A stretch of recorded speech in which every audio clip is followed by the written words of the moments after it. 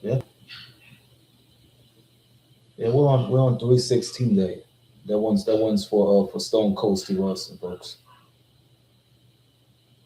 It's the ultimate rap beef. We got 50 Cent versus Bankum Smurf slash Domination. We got mixed. We got 50 Cent versus Murder Inc. We got 50 Cent versus Bankum Smurf Domination, and you got 50 Cent versus a game, and then there's more. You know what I'm saying? Let's play this video for the viewing purposes that people might like or don't like. Buy one, take one. Get an issue today and tomorrow, starting at just $14.99.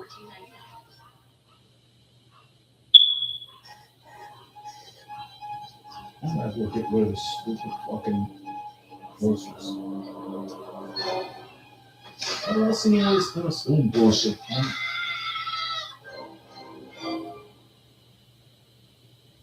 Talk about 50 shit right now. Definition of fucking street hip hop. Don't push niggas out right now on some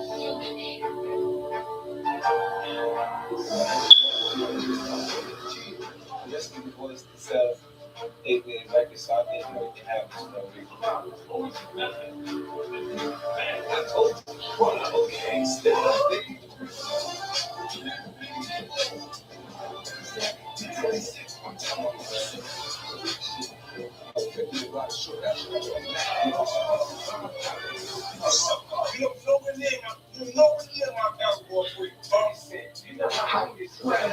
Last TV shows, it's like he used to be studied.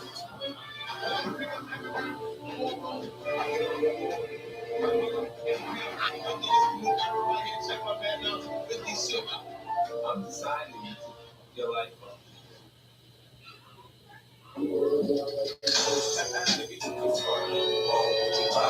50 Cent versus Smurf and Domination.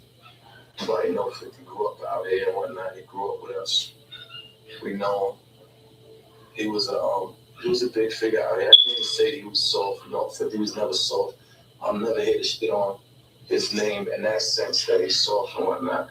But we on 161st. This is spot where 50 got shot at. This is his grandmother's house and whatnot, coming up towards your right. This is the house to your right, In 1997, the Southside was grimy.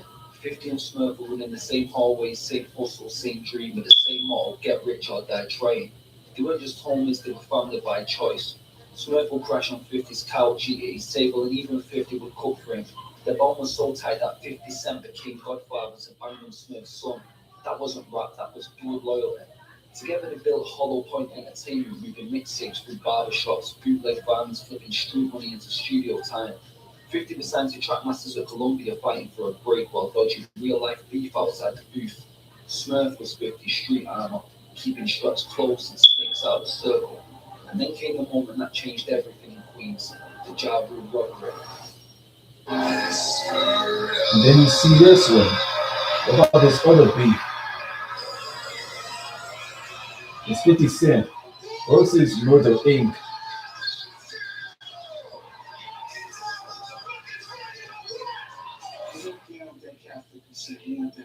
Who? Who? I don't know him. You know what I'm saying? I don't know who you're talking about. Well, this just started, right? Shout out to Troy. Troy Casey. He might still be locked up right now. Yeah. And when I'm in the club, and I see it, I'm like, hey, what's up? You know, we're chilling. He see me kicking it with Robin, and he feel like, oh shit, I shouldn't speak to this dude because I know the kid Robin, but I know this kid I grew up with. Yeah, the guy with the gun won. You know what I'm saying? Right here. You got the gun right here. Take that. Hold on. Not a problem. You know what I'm saying? In other words, Ja Rule seen 50 Cent in the club with a person that robbed Ja Rule previously, and Ja didn't like it. I'll tell you personally, the Murder Inc., the people that you see, like Herb, Ja, the people that are involved in the business aspect, are just like these niggas don't got no good in it. Then I know some other shit happened. There was a video shoot in Jamaica Ave. I know 50 was about to shoot that shit up with a Mac. They always used to try to play 50, like, Get out of here type vibe, you know? Forget you. He ain't taking this nobody. This person, right? This person we're talking about, he's no one. That's the whole gangster. Some niggas ain't hustlers. Exactly. See what I'm saying? So when you got a nigga that's not a hustler, he becomes a buddy hustler. And what he does is he tries to eat off of other people's plates. Okay. See what I'm saying? By, you know, mentioning names and saying things. Come here, give me a kiss. And then wanting them to chant back. So that's why, you know, when you say the name, I say, who? I think it's a sweetheart for real. I don't know him. I think it's a fruit pot for real. You know, he sells like no records. He never came out yet. I can't even see how a kid can look at Jaro and want to be like Jaro. I don't know him. This nigga want to be Tupac Shakur. There's a lot of people out there that don't have things. This nigga doing duets. That see people with things. But you call yourself a murderer the whole time. And they want with these other people. Right. He's a pop artist. Who? Grease video. Buddy hustle. Like, if you mind, we'll just go over there and hang out with Christian Aguilera and Britney Spears and feel exception. Success is the best, you know what I mean? Revenge, yeah. That shit is crazy. I really don't like that guy. I really don't like that role. Nigga, if die breathing is nothing. Nigga, if die breathing, then you say something. Maybe I'm so disrespectful because to me you're a mystery. I know this from your hood. You have no history. Never poke nothing, never pop nothing. Stop fronting. That's his personal opinion. If that's the way you feel about Ja, that's his personal opinion. But not me. Does that give you the right to go making songs and saying all this shit about it? Once 50 knew he got under the skin of Murder Inc., he just kept firing tracks out. Right, my life. You right what you seen in gangster movies. I'm gangster to the law, nigga. You can't move here. I'm murderer. You're a stupid little looking mother. Selling soap for cheap trees like we show.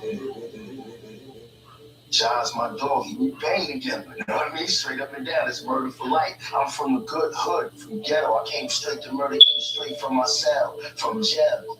People see me on the sideline and like, damn, Black been with Murder for like 4 years, was popping with Black. But now it's time for me, now that the beef is popping, you know what I mean? It's time for me to smash them, but I'm not out for the big fame, jump out there just for the chains and jewels. And man, listen, my family got a house, I'm taking care of my family, got something called health insurance now. All comes to a fire in tracks back and forth. On March 2000, Manhattan's Hit Factory. 50 ain't there looking for smoke. He's recorded with Trackmasters. Murder Inc. slides through the same night. Jar, Black Child, Cadillac Tar, Old Queen's tension boils over. You walk into the studio here, we'll go crazy. It's young school. What's happened? What happened? Mind you, we have about 40, 50 guys with us. Rules like, he's here. Who's here? He's like 50. He's here. He's in the building. But Irvin's doing the talking with Rule. He's trying to keep level head with Rule. Like, what are you worried with? Worried about this dude? Dad, he asked Irvin a question. The question was, you're not riding with me. All I see of is unbuckled his watch. And I knew what that was. So that was it. There was some something, man. Let me tell you, the door was super narrow, right? We the whole way upstairs in the back, the little one thing upstairs. It's super narrow, right? They came and closed the door. The door that was in my jacket is the name room. There's 2 doors right here, right? My jacket is in this room, always narrow enough for us to walk, and that's it. They come close this door. They in there, they just let them close the door. My brother's in the jacket in that room. So yeah, what's beef? You know what I mean? Beef is when you see it in the studio or whatever and want to talk and just like, nah, ain't nothing to talk about, right? It's like 5 of us and 5 of them and this is getting it on and fighting and bond. Some way, somehow, the lights got hit off and this was getting it on in the dark. It wasn't like nobody hit the snitch like this is gangster hit the switch. You know what I mean? Not see nothing, it's just in the mix of it being so crowded and it's beefing. Somebody bumped into the light switch and it got dark. That's what happened, son. Now, because it was like 10, just getting it on in the dark. One of them was thinking like, yo, where the gat at? But I just started hating niggas, fine. Because I first thing kicked in my mind, if it's get to the gat, one of us is dead. But I felt the gap was in the area which was reaching for it. You know what I mean? And I wasn't letting nobody get to their gun and pop me. You know what I mean? So I started poking it. straight up and down. And that's the whole truth, nothing but the truth, so help me God. So we gotta go through the scrapping on this side. The boy gets stabbed in the chest. The DJ, whole situation bugged out. But then you got my sitting there. I know he's gonna run down there and get my pistol. I want to shoot you going down the steps. That pistol was gonna have been alright. I did that. Self-defense still. You know, that many people came in there. Whole different thing. That pistol, I would have changed everything. Then I don't let the swim off in there. But back 2 weeks ago, I one bullet. Then I didn't go to the hospital. Those scratch I had, only was 3 stitches. I didn't go there. I went home. And I went to radio there and I went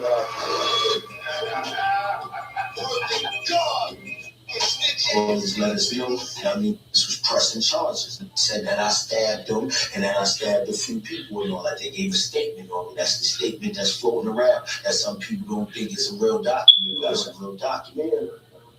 Trying to jump all like it's a promotional stunt.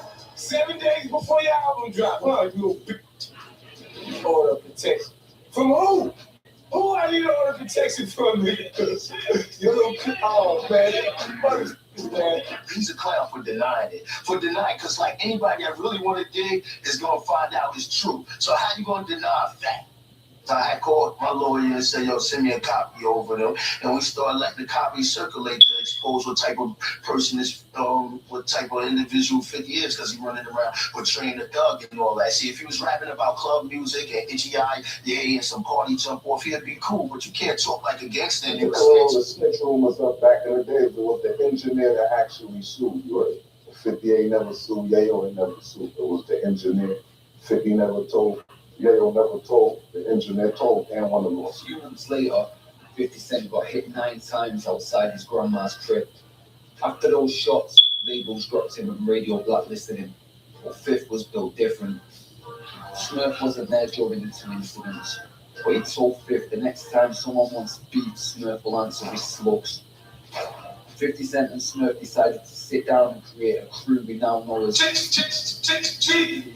took me, Old Boy, Eldorado, and Eileen to the boat and we formed the G at the round table. Yeah. I'm an original co-founder, original big stuff. Yeah. Okay. Day one, straight from name. You know, I got famous for busting my gun, man. Yeah. I got famous for being who I am. So you put the G, I put the G. We ain't started from no batch. We started from the streets, like on some gangster. Because we ain't know. This G unit was gonna be out there. While the industry turned his back, SMURF and him hit the streets again, dropping lessons back. Hand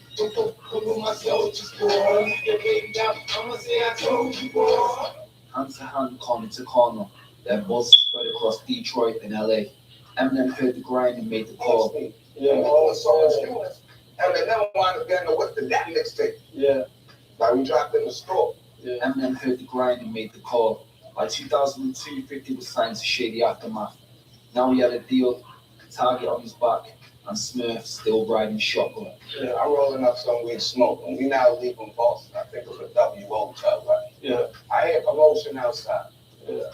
I see one of my bros arguing with the road manager.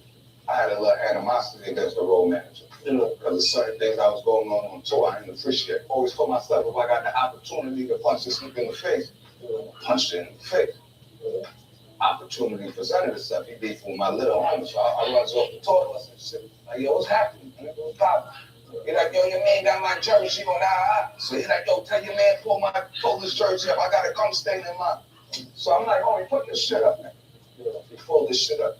The gum stain was really good. So now I felt bad like that because we're in the wrong now. I'm like, oh shit. But I'm still going to defend my dog. Yeah. So I'm like, that nigga was happening. He's like, nigga, I told you that was my jersey. He trying to play me like, yo, you go get your gun. And he tried to tell my homie, let's go around the corner to fight now. Yeah. So I'm like, go get a gun, man. That's what I'm saying in my head. This is disrespectful. I don't need no gun for you. That's what I'm saying in my head. Yeah. I just punched him in the face. Yeah. So me and the homie who had a jersey, he lost me. 50 came off the bus like, yo, what's happening? Yeah. I had an attitude though, man. I was like, yo, action, man, what's happening? Yeah. I brought it to the road, man. Yeah. All I had to do was explain if they homie, because he didn't want to hear nothing from nobody. Remember, I was right hand. Yeah. So he came to me, like, humbly, like, yo, Smurf, I kind of got an attitude, you know, because, you know, I'm fired up. Yeah. I was in the heat of moments. Yeah, so I when you look back, so I could take off for that. So what Smurf ended up getting in a fight with the road manager. 50 Cent Smurf back to Queens to get his head right. So as 50 Cent was touring the world and sent Smurf back to Queens to get his head right, Smurf got a gun charge and got arrested. The beef started with my homie Big Smurf. As you know, he's incarcerated. Smurf was 50's everything. His shooter, his protection, his standby guy, he opened doors for him, everything. That was his heart. So when he got locked up, his bill was $75,000. Now at this point, Get Rich or Die Trying did like $8 million. So, you know, 50 had that money to wipe his ass. So we just keep calling him, and we just getting the same answer. So we like, hold on, this went and did things when you behind you getting shot. My man was the one that retaliated, you know? You didn't go out and grab your gun. You didn't go and say, oh, he shot me, I'm about to go find him. My dude was in the car riding around. You know what I'm saying? A lot of people from the hood was riding around to take care of that big for him. He wasn't grabbing no pistol. I feel he a behind that because how you not gonna send money to somebody that did, you know what I'm saying, took care of your business. That's your business. You got shot twice, so everything gets shot. So finally, we get a bill bonds person that says they'll take the house. Smurf's mother's house had to be put up in order to get him out. And $7,500 from his hood. Listen, I called this when I came out of the camp. I was like, yo, 50 was good. I mean, I'm like, yo, son was good. Why y'all think I'm getting? So he couldn't even tell me why. He just started beefing. Like, what? You running around in town, I sent you back to the hood to get your mind right. Left me in the 4 months. How you gonna send him back to the hood to get his mind right? You know what getting your mind right in the hood is?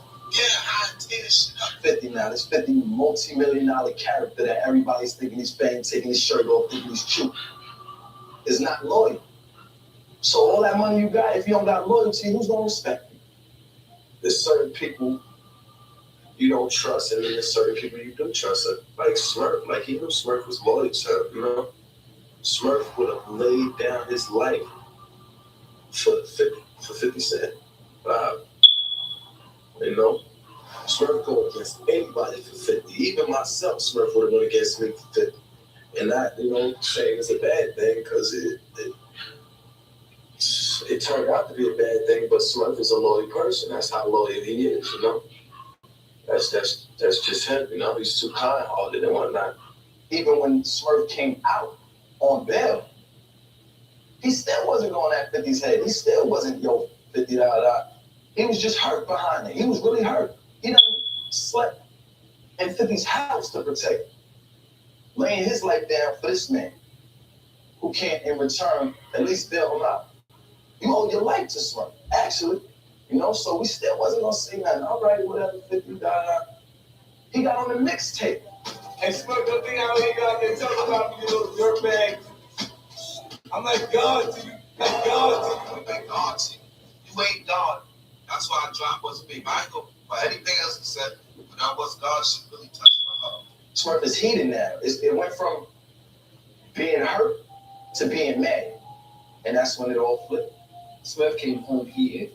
He linked with Domination and started Gangsta Flip Record. They formed Silverback Gorillas, dropping mixtapes and disc records straight at 50. He said Fifth changed look. He got rich and then switched on the block that made him. We went to Summer Jam, 20 deep. We went there to just make a statement. We here. Anywhere you go, you can't escape us. We came out on the stage. We was already here. On the left side. And 50 stayed on the right side the whole time. He was like trying to ignore us and whatnot, but it just got to him. You know, 50 has an ego. So once something really touches his nerve, he wants to do something to touch your nerve.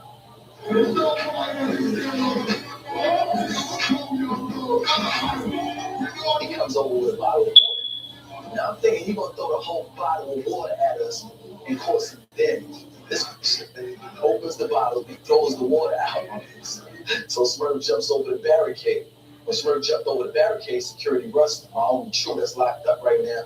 grab a chair. Look at It's that. like a wrestling match. They got guys throwing chairs. You know, 20 chairs for ride. Yeah, they got to do the security guard. The security guard caught the chair and he just threw it. The dog just threw the chair right back at them. The chairs, they ain't throwing back nothing.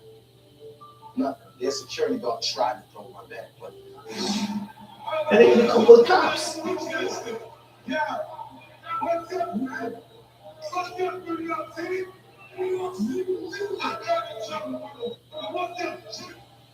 We all wish that it could end, but you know, once somebody does something that is so crazy, like your killer instinct kicks in. 50.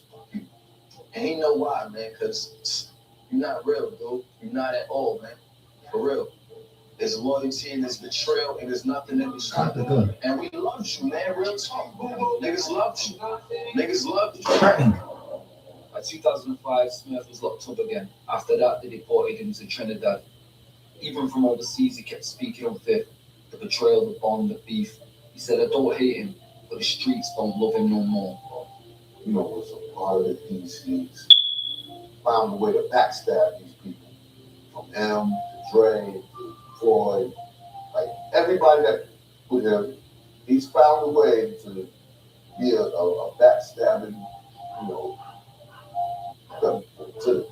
which is, I think, is a testament to who he is. 50 Cent's a mogul now. Movies, TV, champagne, legacy, and somewhere across the ocean, Bang's SMURF story took a whole new turn. So he made a move no one expected. The UK, searching for a fresh start. Now he's out here seeking asylum, saying he can't go back home without danger following him. From Queen's Corners to British Flats, that's how far this war stretched. I hope you remember this. This man has the most anticipated debut album in a long time. The documentary comes out on Tuesday with the song This is 50 Cent. With some help from his pal 50 Cent. Here is the game. This is 50 Cent versus the game. Multi-million-dollar empire. 50 didn't slow down. He went looking for his next star. That star was the game. Here it comes. East versus West type of thing. From the game, from your big homie game, please, man, stop telling my people, man.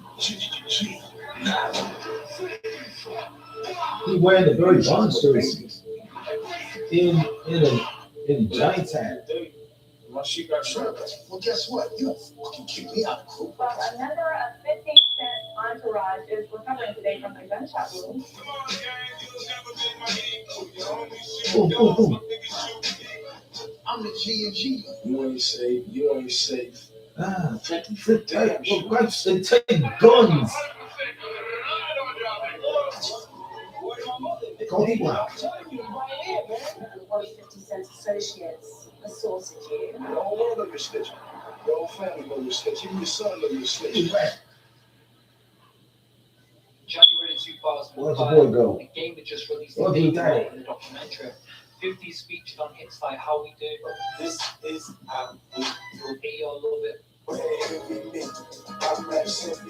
and I ain't going nowhere. Sneaky, get to know. but 50 Cent later admitted he felt sidelined by the game's sudden success, noting that Interscope's energy seemed to shift towards the game's West Coast buzz right when 50 was geared up to drop his own album, The Massacre, in February.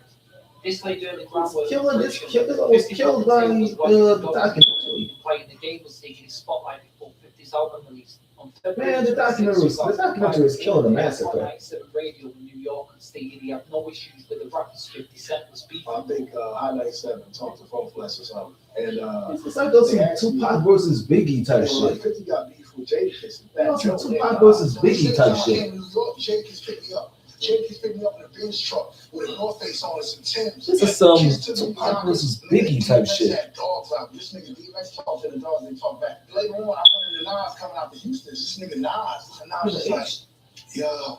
He's like, telling yo, you next, son.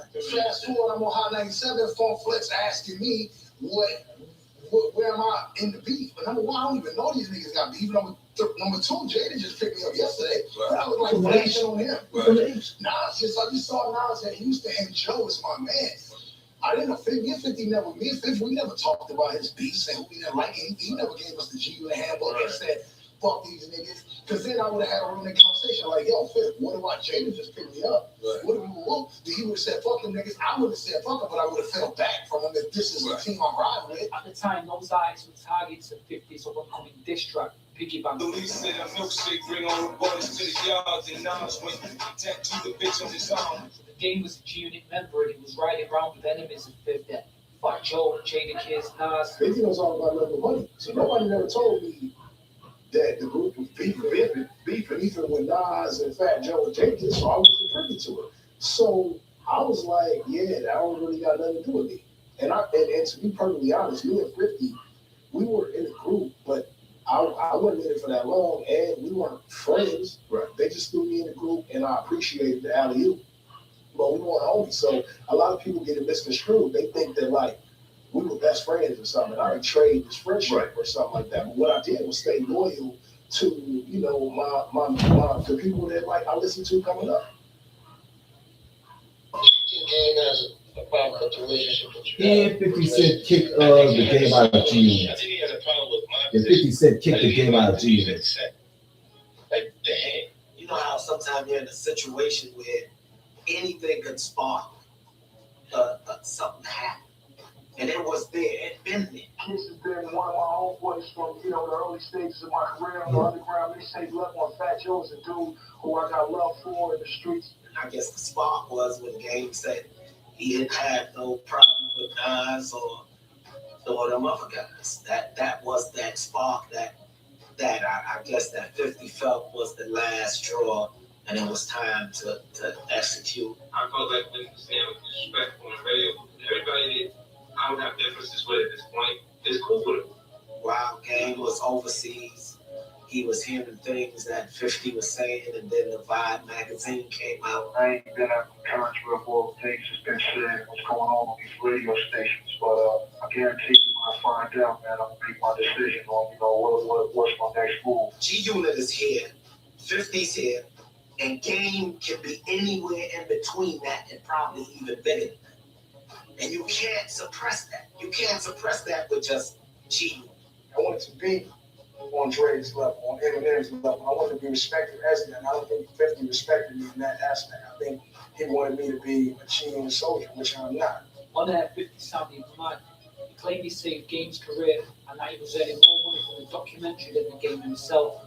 He said the Game might as well go making songs with Nas since he's come from G-Unit. So the next thing I get, I'm kicked out the group. Well, guess what? You don't fucking kick me out of the group. I'm the G&G. He got a whole coast that he represents. So it ain't the same thing. These ain't no guys out of your neighborhood in Queens. This is a guy who has a whole coast that didn't have anything for 10 years. I don't even know how this whole beef came apart with me and came about with me and him because we're all under the same roof. But he started it, and you know, I was ready to finish it. Well, a member of 50 Cent's entourage is recovering today Then from Kevin a got wound. hit. Then dude Kevin got hit. A Los Angeles man was reportedly shot in the leg last night while in the lobby of a Manhattan radio station. We were in New York. We didn't have cars. We just hopped out of cabs, and we went up there trying to, you know, diffuse something and talk to a guy that didn't want to talk. You know, he remained upstairs in the radio station and sent security to him. Police say a group was exiting the building. They were leaving and they started to argue and someone pulled a gun. 50 was not injured during the incident. Victim is in stable condition. No arrests have been made. The security came down and they seen, you know, 30 Black Wall Street guys outside and they started shooting at the ground. Some shots skidded up off the ground and hit my man in his leg a couple times. People say, you know, they like to say, well, 50 Cent, you know, shot one of King's, you know, cohorts or whatever, but that's not what happened. 50 Cent went out the back door of the radio station and his security, our security, which were more than likely NYPD, came out and were, you know, they felt they were scared. So they pulled out guns. The dude got to shooting at the ground, skidded up, hit Kevin, he was bleeding in the snow, and I feel embarrassed by what happened. And I felt like I let all my guys down and leaving them in that, you know, in that situation where we had to retreat because we were out. Outgunned. My whole thing to Game was, if we do this, if you do this, we fuck hip hop up.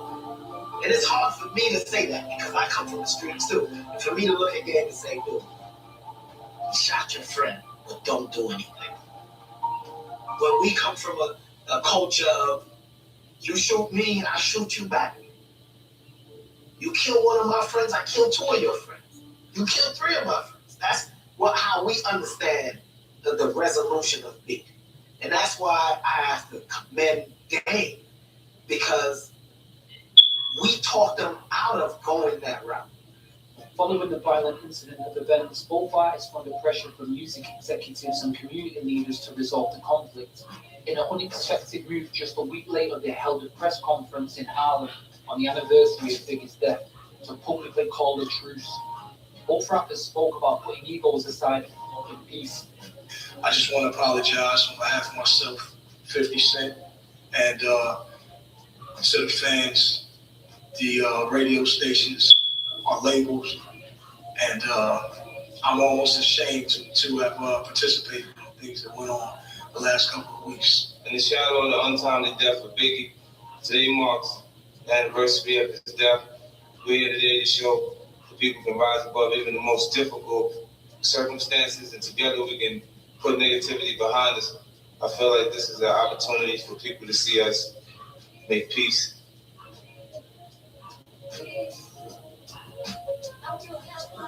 For them guys to say, you know what, I got a choice. I can do what I've been doing when something like this happened, or I can not mess up a game that is getting us paid. And it ain't only for the money. We're talking about a whole generation that if a retaliation would have happened, especially if it was a casualty, that would have been like how Pac and Biggie was, the whole game would have been crushed. We're making a statement that is a lot louder than the sound of just two voices, and we're showing that you can control your destiny, not only your destiny but your future. I feel like that I'm out of a situation where I was muffled. You know what I'm saying? And like muffled like a killer dog, or muffled like you do, horses, man. I feel like now that I'm out of that situation, I can breathe a little bit, and I'm able to do the things that I want to do as far as my company and my career is concerned. Because being over there, I guess it just wasn't a thing for me. So now, do we call Game a fake gangster rapper only because he didn't retaliate when 50 or whoever did something to one of his friends? Or do we commend him for being a man, to standing up and saying, you know what, this is bigger than me, for understanding history of hip hop, and saying, you know what, I'm not going to take that route, but I'm going to go ahead to a press conference, and I'm going to take these pictures, and I'm going to give a speech from my heart. Does that make him less of a gangster rapper? You know what I'm saying? And that's how I respond. Do we encourage the bull crap and then criticize it later? Or do we encourage, hey, and commend and say, yo, you did the right thing by doing what you did? Because it was really in Game's hand. It could have went either way. Trust me, it could have been terrible. Despite the March 2005 Peace Summit, the bad blood soon resurfaced. Within a couple of months, Yayo and 50 was trolling the Game in magazines and interviews, and it was clear the feud was far from over. Cat had my tongue for the longest, man. You know what I'm saying? I try to just bury everything and hope that it go away, you know what I'm saying? But they kept handing me out, you know what I'm saying? Every chance they get, Yayo on the radio talking shit when he trash, you know what I'm saying? Garbage, 50 in magazines just shitting on me every chance they get. Yayo on radio station in New York saying they put me together like Mr. Potato Head, some funny shit. I thought it was funny too, but of course not funny what happened when the lights go out, you know what I'm saying? So now it's like it's full-fledged again, you know what I'm saying? I thought that the peace conference or the peace whatever we held with at the Harlem Boys Choir, with them at that spot in New York. I thought after that, 50 would have learned something, took something away from that, and realized that, he got family and kids and a whole business to run, and separated the bullshit from the business aspect, of the music, but he didn't. I just kind of, stayed quiet for a while. But, and the High 97, the Summer Jam, man. I had enough, man. You know what I'm saying? I was in New York, and me, you know, I ain't never really wanted to run away from no bullshit. So I just aired them out. Here's a game with the Mets jersey and the Mets cap. He's ready to air 50 out on the West Coast console. You know what I'm saying? I started off with Hate It or Love It. He aired them out on the West Coast console in Long Beach, California.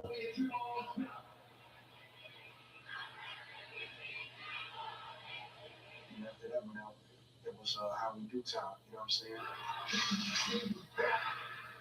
The game got all his guys coming out there with the juvenile shorts, and they all wearing them t-shirts. Juveniles on, and they're wearing them. 2005, They throw the shit out. G Not campaign, openly mocking 50 Cent's G Unit brand. Performing songs without 50, man. I mean, what's that like, man? Is it you tying up and that happens? Or I mean, No, it's good, man. who does his parts? Hurricane. Okay. I'm game. I'm doing my parts, and Hurricane, my alter ego. Yeah. You know, he doesn't like 50 too much, man. So what happens? He says mean stuff, man. Like 50 can suck my, you know. And then he says, look, Banks can. Then Young Buck. Oh, he in concert in the East Coast. I don't even know why he was over there. The game even got G Not. Oh, the game did this to 50. That ass gangster. Yep.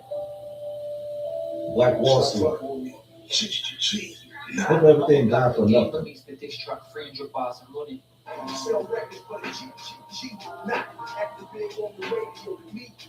This 50-minute freestyle targeted 50 Cent in the entire G Unit camp. At the end of the day, man, he gonna end up fucked up, man, because you can't do people like that, man. Not in this life, man. Not in 2005, man.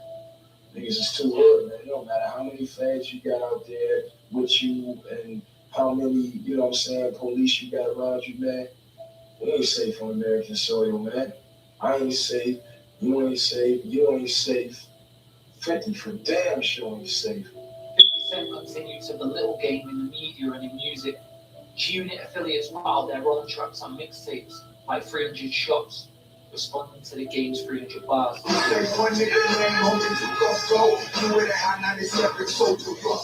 game released a DVD titled Stop Snitching, Stop Lying. Take hers.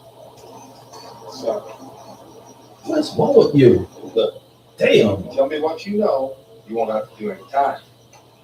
I've already done told us. All I need is to hear you say it on tape.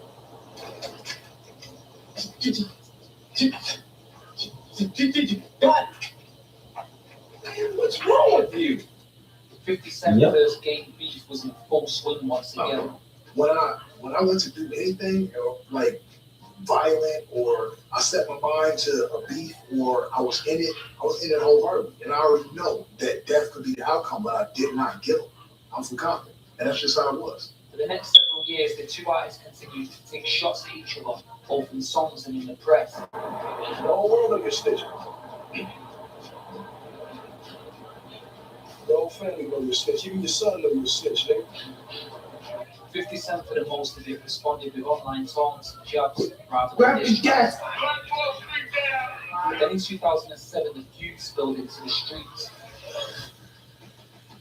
In 2007, the conflict escalated when Jimmy Henchman Roseman, the game's manager, had his 14-year-old son assaulted in Manhattan. You made headlines, you were in the news yourself when you were 14, 6 years ago, when one of 50 Cent's associates assaulted you. The attackers were Tony Yale, and a close G-Unit associate of 50 Cent. The game's manager's son was slapped in broad daylight. Jimmy Henchman became obsessed with revenge. At the end of the day, when the nigga kid got slapped, right? It's all fair war. You already know what's going to go. In the aftermath, a spree of violence came from his side. He allegedly ordered the shooting at the homes of people close to the unit, including spraying bullets into Tony Yale's mother's house, while Yale's sister and child were You know, inside. for anybody that got kids, I understand how the nigga felt. But at the end of the day, my shit got shot up. So I don't want to get into too much of that, but at the end of the day, if you slap somebody's kids, I expect them to go all the way. Benjamin's desire for payback focused on loading Matt Fletcher, the guy who was with Yale during the slap incident. Fletcher finished serving his prison term for the assault in September 2009, but just 2 weeks later after his release, he was ambushed and murdered in the Bronx. He ended up going to jail, and then he was killed once he got out. Your dad was actually indicted this summer for his murder along with some other men. Yeah. Do you feel that your dad had something to do with this? To my knowledge, no. Jimmy Henchman was convicted for that murder in 2014 after multiple trials. He received life in prison plus 30 years for the murder of Loaded Matt. If you slap my son, I'm coming to see you. Point blank, period. And I can't speak for Jimmy or his actions or anything that he did or said what he did or didn't do. It's not me. But I know that I have a son, and it gets real serious when you get to talking about my kids and jokes fly out the window. It's about life. And I would trade my life 10 times over so that they can breathe for another, 24 hours if it was my choice. So if you slap my son, you might meet your maker. That's just me. During the 2009 period, the game seemed to soften. He publicly stated he wants to apologize to 50 as a man. Bigger man on him.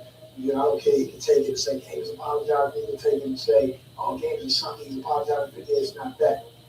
I'm apologizing for me, to him, to Dre, to Jimmy Iovine, to Eminem, to our fans. Because if you think about what Interscope was when we were children, we were it. There was no immediate reply from 50, and that apology was undercut by 50's so disrespectful diss that November. Come on, gang, you'll never be my equal. You only shoot dogs, my niggas shoot people. Back and forth nature of the feud continued into 2010. The feud became a war of words and distance for years, and by 2015, a full decade had passed since their split. Then the real breakthrough came in August 1st, 2016. Both men happened to be at the Ace of Diamonds strip club in Los Angeles and ended up in the same VIP area. And me and Gang went over there, and I stood behind Vicky, and Monster stood behind Gang. And they talked, man, for like 10, 12 minutes, laughing, joking. It was cool. I don't know what the hell they was talking about, because we couldn't, they kind of in each other's ear. Yeah, the music was going on, and it was cool. The 2 times I ran in the 50s since we had beef back in the Cuban days it was all peace at the end of the day. We had amicable conversation because that was our relationship when we was face to face. You know what I'm saying? It only gets misconstrued when we can't see each other. And I get it. So that's why, on his Instagram page or on mine, niggas can say what they want to say. But that if you get in my face, you want to show up as like Curtis, and I'm going to have to show up as JCI, because at one point or another, we were friends, and we made great. By 2016, the beef was finally over. Not because anyone won, but because both men survived. I like to tell the people I feel so safe tonight. And 50 Cent had to go battle Joe Crack the Don. Over the game dominated headlines. Fat Joe has 40 been in the game since 1993, man. It wasn't explosive, it was political. This is 50 Cent versus Fat Joe. 50 Cent versus a veteran that he knew from the streets, Fat Joe. Oh, fucking pussy ass. Marks on YouTube. Fuck off. At cost, 5 is a big deal. With a price won't guarantee, no price will stay the same for 5 years. You don't want to be disrespectful. You don't want to see him, and you don't want to see him on the streets. You never do see this nigga. You know what I'm saying? Just holler at him. Go lay back, this in the club. This ain't WWF, man. My soul is in the middle. History was a done. I respect your time. He called Billy. And when he did, he gonna punch me in my face. Who gets that ass? One thing I will promise you. If I won't get you, I'm gonna get you.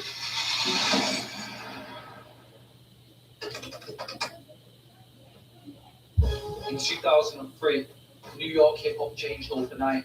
When Curtis Jackson, known as 50 Cent, released Get Rich or Die Trying, the industry shifted. The album debuted at #1, sold nearly 900,000 copies in its first week. Backed by Eminem and Dr. Dre, 50 wasn't just another artist, he was a movement.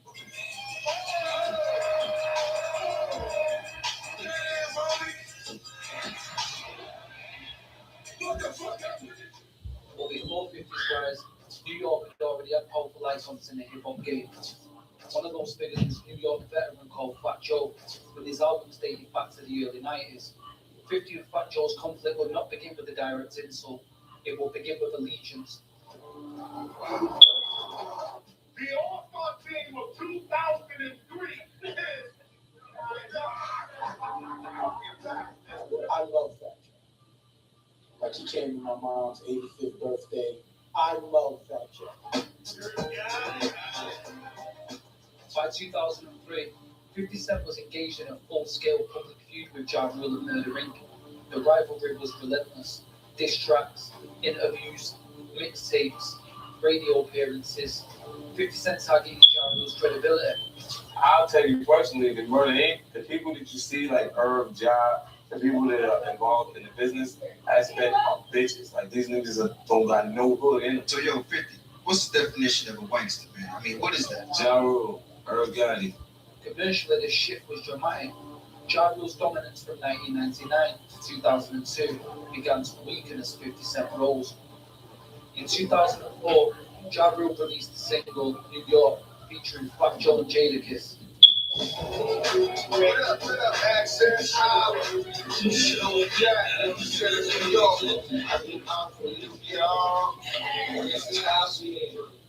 The first time seeing Ja Rule featuring Fat Joe and Jadakiss, Rough Riders, Terror Squad, Murder Egg, all coming together to bring you New York. I hope you enjoy it. Always good to go through some adversity in your life, you know. What don't kill you make you stronger. So, you know, right now I feel like I'm a new man right now. You know, I'm real focused. Like maybe I wasn't so focused as I was before. You know what I mean? Right now, I'm extremely focused. I'm just ready to have some fun with it. And we've been studio rats, really. Stay in the studio like a week or so, we go out and see what they're playing, we see what they're feeling, we see, you know what I'm saying, how much are they messing with us? Do they want us back now to try to catch the ears and keep this running? The record was positioned as an anthem for the city, a statement that New York stood together. But at that moment, 50 Cent was publicly attacking Ja Rule. So when Fat Joe appeared on New York, and more importantly appeared in the music video, it was seen as alignment. The visual mattered. Fat Joe standing beside Ja Rule in a citywide anthem during an active feud sent a message, whether intentional or not. From 50 Cent's perspective, that moment crossed the line. After that, the tension was no longer indirect, it became personal. When they doing I'm from New York and all that, I had to get them at that point because they were helping. The problem was I liked the record. You see what I'm saying? So when it came on, I was like, yeah, fuck them. I'm done. Because y'all was supposed to stay away from me. Following the New York release, 50 Cent began calling Fat Joe out on interviews. Hey. New York City, this is officially trash right here. G-Unit, including Lloyd Banks and Tony Yale, backed 50 publicly. You fuck with a lot of artists, man. There's a lot of beef, man. That Joe, you know what I'm saying? He's out there. Oh, man. Joe know what it is, really, man. That nigga talk like niggas money ain't gone. Niggas jealous because their money ain't gone. We in places where they don't know Fat Joe. Like, you know, that nigga's irrelevant, you know. Him and the Pistol Pete nigga, that nigga is taking, I know the real Pistol Pete nigga. What the fuck are these niggas trying to tell me? Nigga, yeah. Nigga, well, I'm in the street, man. I niggas trying to get it back.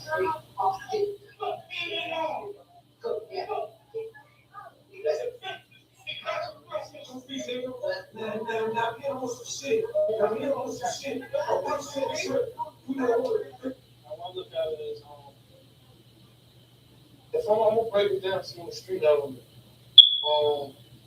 D Block has 31 bodies. Terror Squad has 34 money. And see, 31 money is like this big. 34 money is like this big. And Gina has 37 to lose this big. We selling the most work. And at the end of the day, a lot of people, they think we're a gimmick doing it, and we come out with gimmicks before our albums drop and stuff like that. It ain't about that. Because the beef records don't make the top 40. Yeah. The beef records don't play on MTV and BET and VH1 and all these channels. The beef records don't get you the MTV award. The records that get you the stuff like that is in the club, Candy Shop, Disco Inferno, On Fire, Karma, I'm Sure You Wanna Ride. You know what I'm saying? Let Me In. Those are the hit records that go to worldwide. The media amplified everything. DVD culture, radio freestyles, backstage footage. The rivalry spread fast. Fat Joe didn't retreat. So did it catch you kind of like over left field? I guess that's what everybody wanted. Did you catch It caught me off left field because I never, like I'm saying, the same way I'm telling you that, I never had a problem with them. I never threw subliminals at them, I never had a problem with these dudes, you know what I'm saying? So I seriously never had a problem with them. But when I heard the boom, I was like, yo, Money could take that off the record. I still ain't got a problem with them. Okay. I ain't into battle raps. That ain't my style. That ain't how I get down. And I heard this coward call you up. This is the drama hour. This is where everything happens. Yo, Slick, man, this ain't WWF, man. So explain what it is. Listen, first of all, man, this dude, you know what I'm saying? He want to come at me. I ain't had no problem with this dude. This dude just invented a problem, you know what I mean? We gave him ample enough time to change the record. He didn't want to change the record or whatever the case may be, so he wants beef. So the dude wants rap battle beef. Okay. You yourself ain't never seen this dude in a club. His number one record is called In the Club. We ain't never seen this dude in the club in our life. He ain't grow up with the 20 white boys that he be with every day. And that bulletproof shit, that shit ain't fly, B. He act like you're on my Teflon car. No, you scared. Well, there's nothing I really believe about 50 Cent. I gotta be totally honest with you, Sway.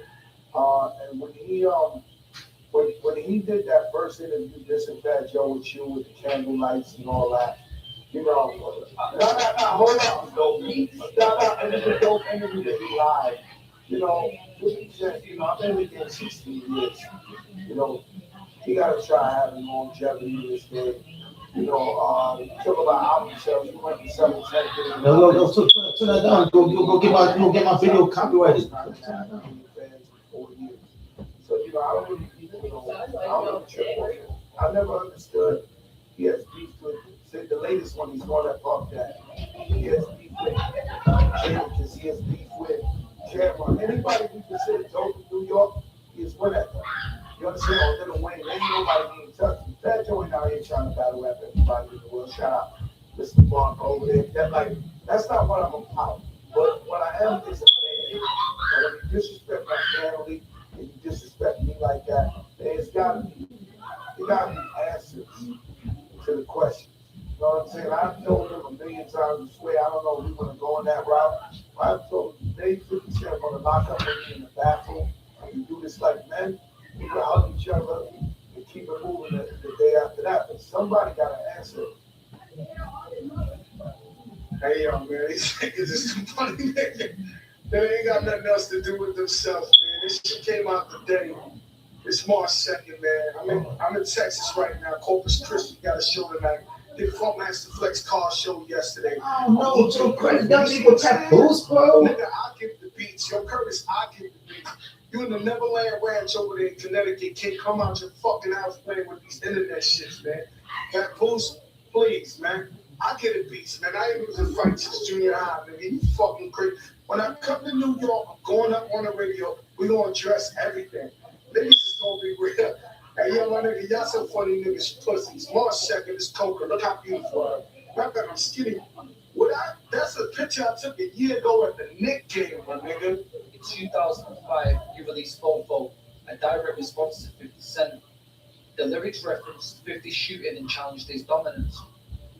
This was no longer symbolic tension. It was direct lyrical warfare. Award shows became pressure points. At the 2005 MTV Video Music Awards, both camps were present. Reports described heavy security and physical hostility.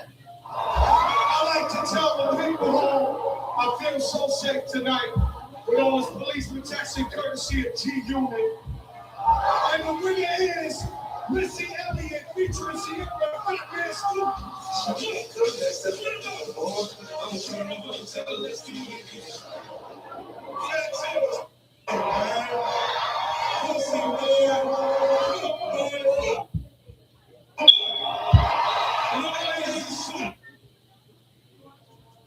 Oh, you ain't got Yeezy. You ain't got Yeezy in the audience.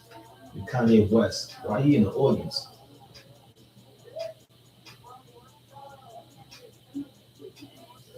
You going nuts? You going crazy with Kanye West? With Kanye West in the audience?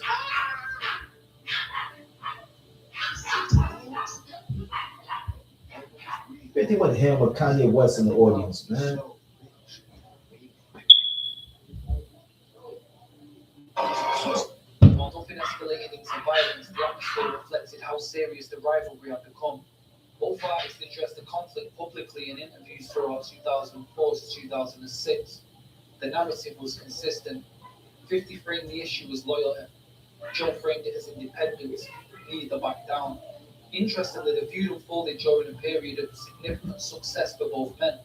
50 Cent released The Massacre in 2005, debuting at #1 and selling over 1 million copies. It's still gonna get smashed up by The Massacre. Meanwhile, I mean, fucking not Massacre. You go get smashed up by the documentary. Leanback reached at #1 on the Billboard Hot 100 global club anthem. This was supposed to be Joe Crack's solo song on Terror Squad album. What, When Mark comes to town. Lean back.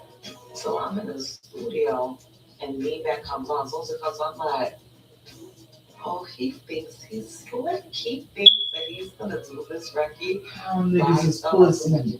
You said Remy Ma. The second verse, can we just erase it?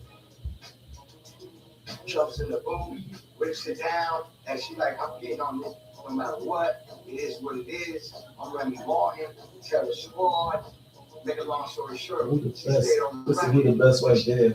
I don't think there was a person in the world who didn't know about that song. Every club you went to, that record rang off. You hear it on the radio 100 times a day. You hear it when the cars pass by the street. I knew the record was dope, but not to the extent of what Leanback is. By the mid-2000s, hip-hop itself was evolving. Tuning was soon fractured, particularly after the departure of the game in 2005. Digital distribution began changing how conflict spread. Mixtape DVDs declined, online platforms gained influence, culture moved on, and so did the urgency of the feud. In later interviews, Fat Joe explained that appearing on New York was not meant to be a declaration of war. He saw it as supporting a city anthem, but in the climate at that moment, perception mattered more than intention. Ja was my man, you know what I'm saying? This was an anthem for New York. And, you know, but 50, I understood, you know, I grew up in the streets. And it's either predator or prey. So I understood his reasoning for going at Fat Joe. Because, you know, he was trying to finish Ja Rule. And Fat Joe said, man, Fat Joe got a bunch of street credibility, a bunch of this. You know, and he just felt like I was giving him that strength. And so he was like, yo, let's just, you know, it's like a Putin situation. Like he's just like, yo, we gotta get Putin and his man. His man who wants to be on the front line, Bergoni, we gotta get him too. And so I understood what his thing was. That I think he would come at me? No.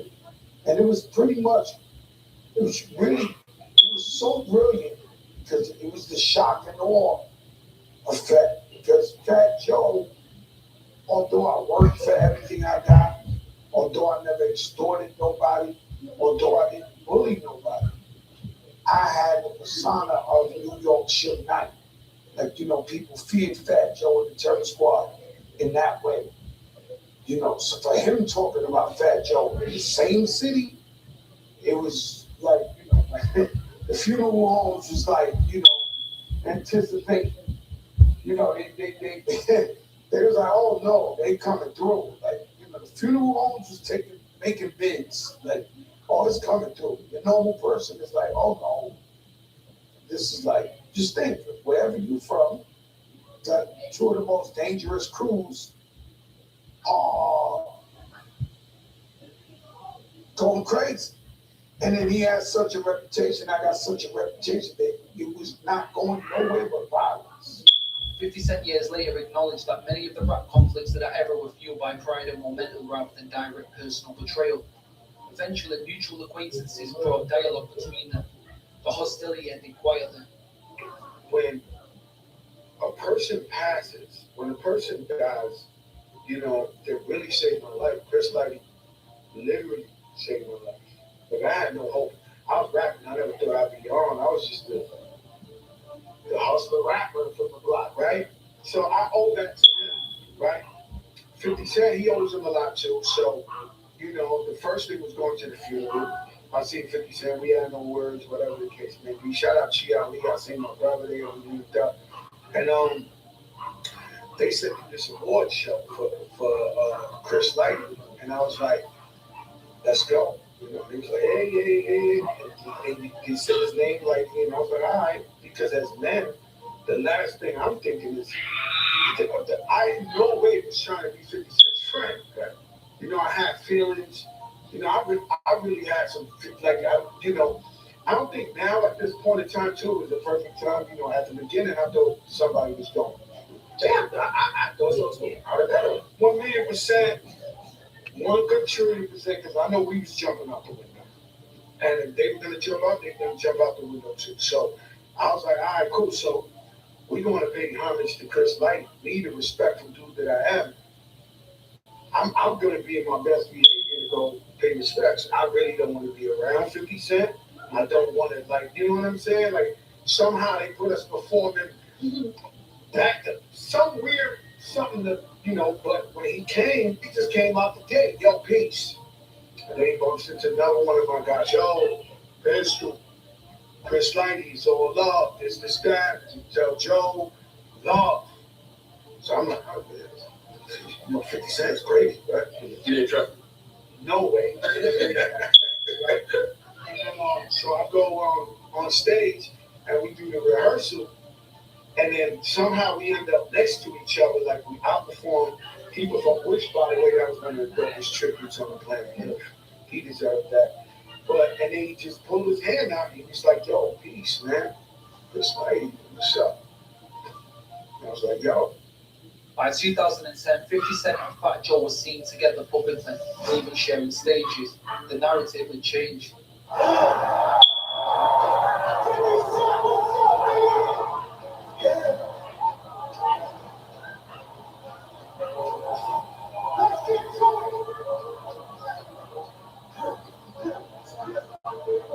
Had transitioned into television production and business ventures, becoming a major force behind the Power franchise. Fat Joe had reinvented himself as a media host, entrepreneur, and respected voice in the hip-hop culture. The rivalry that once defined headlines became a historical chapter, not a permanent division. The conflict between 50 Cent and Fat Joe reflected the era, an era where loyalty was absolute, where public association carried weight, where a single music video could reshape alliances. The New York record was a pivotal moment, not because of what was said on the track, but because of what it represented at the time. But time offers perspective. Both artists endured, both evolved, both expanded beyond the music that first defined them. Today, the intention is history. What remains is longevity.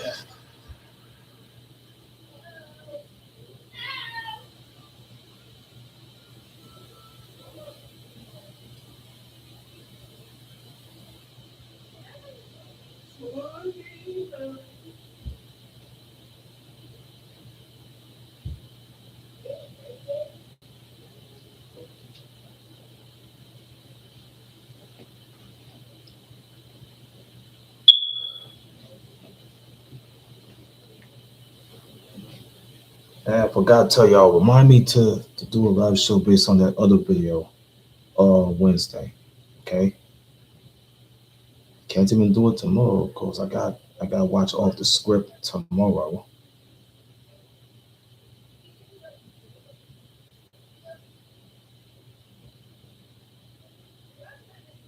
I ain't gonna play no music. That's out. Sony Music Entertainment kept riding the cock. So, but rest in peace to Chris Lighty. If you like this video, man, hit the button, hit the like button.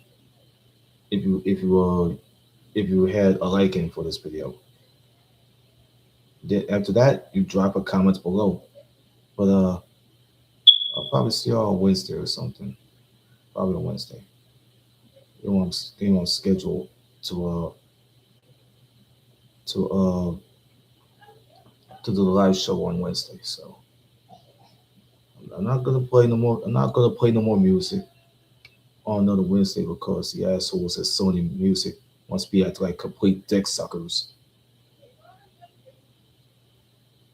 So